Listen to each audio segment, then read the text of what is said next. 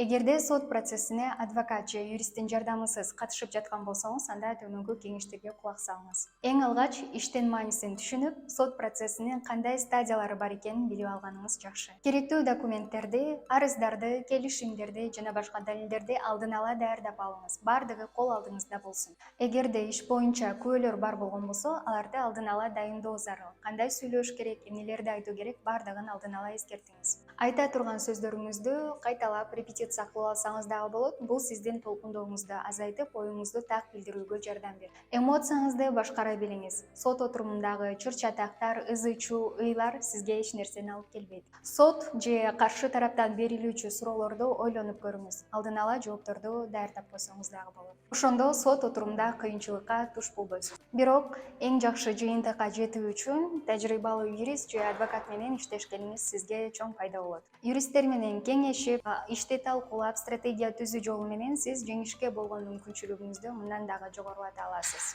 Ал эми Юркаганат юридикалык фирмасынын юристтери, адвокаттары сиздерге бул тарапта жардамчы боло алат.